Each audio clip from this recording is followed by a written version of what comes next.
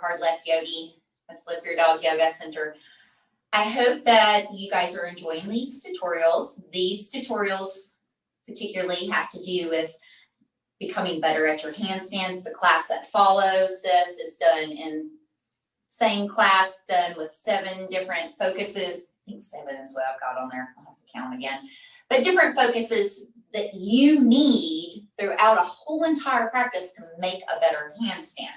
This one is the most important one. I'm going to teach this and really not teach it with the expectation of you doing the handstand on the wall, because these tutorials are meant to be done prior to the class so that you have some understanding about what I'm talking about, right?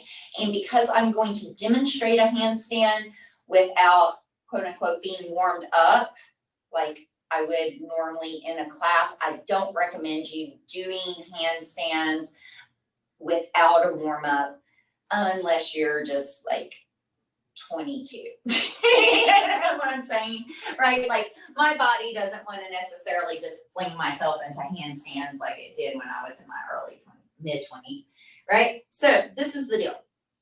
We have this system and it's called the loop system. Anasara, John Friend came up with this. It's the way he kind of taught how the body like moves in correlation. So you can see how like when I shift my chest forward, it sticks my butt out. Gymnastics dismount, right? Or if I tuck my tailbone, it's naturally, I'm not trying to bring my rib cage back. Just by bending my knees forward and tucking my tailbone created a difference in my shape, right? So we have the, like, if I press the feet down, fronts of the feet down, if I continue to do that without then making it even and pressing through my heels, it would just push me back, right? So the theory is that we have these loops, right? That, you know, kind of circle in our body, right? I like to think of them as gears, so that they're gears in the body. When they turn against one another, they work together, or they can work to blow each other apart. So what we talk about in a yoga practice is really basically, you've probably heard it, you know, being hips over heels, heart over hips, head over heart. Essentially what I'm doing is I'm taking these parts of your body, shoulders back, and I'm kind of turning that cog. You can see how it like has this like forward and back turn to it, okay? When we get these all lined up and kind of spinning into each other, it creates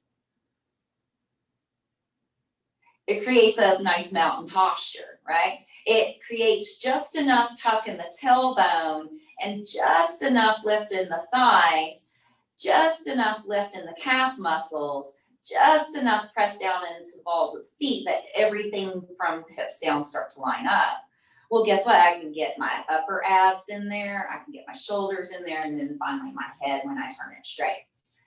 This is the principle of all the poses. So I showed you gymnastics dismount, right? So my body, just because of the way I've held myself all my life, my lifestyle, genetics, all that stuff, naturally is like gymnastics dismount.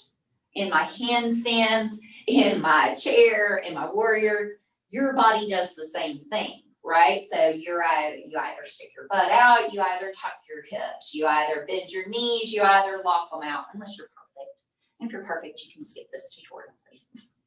Right? So what we want to do is we want to think about getting those all in play.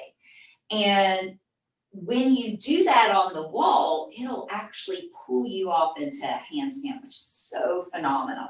So this is the tutorial.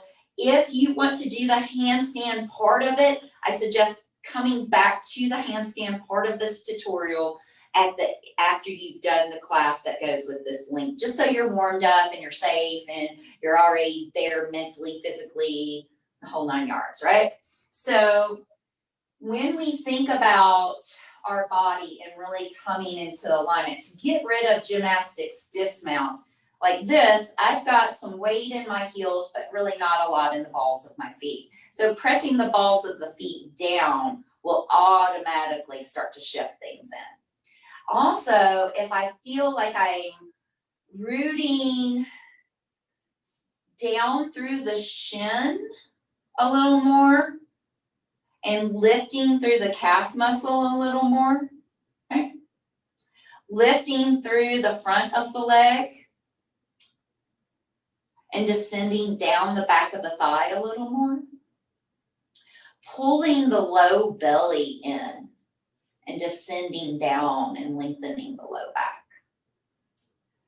Even taking this low front rib cage and pulling those abs in so it all stacks back. And then making sure that my shoulders aren't rounding forward by taking that gear and rolling those shoulder heads back. And then finally taking my head and making sure it's not sticking forward, lifting up, and literally taking it and turning it back, right? So I'm going to show, and I'll talk about that while you're in like warrior, whatever, all those poses I picked out. I'm going to demonstrate that throughout a class, but I want you to see as I move you over here. Hopefully this trick works today. I had to have my little heater. It is cold. It is cold out there. All right. So I want to show you what happens to your body when you're doing a handstand on the wall.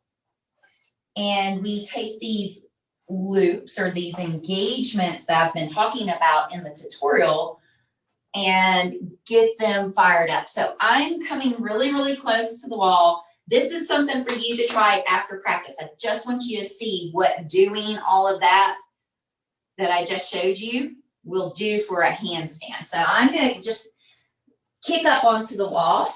I'm going to kick up into my handstand. So I'm in this lazy handstand, right? You know, utilizing the wall. So now, because I'm upside down, I have to start from the top and work to the bottom, right? So I'm going to pull my head back and line it up with my shoulders. I'm going to pull those upper abs and shoulder gauge in. See how my butt's coming off the wall?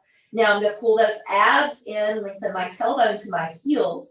I'm going to start to reach my thighs back up, and then I reach through my feet. Look, it pulled me right off the wall. So what happens is, let me get you back out here again. So, nice booby shot, Mary. All right. So what's happening is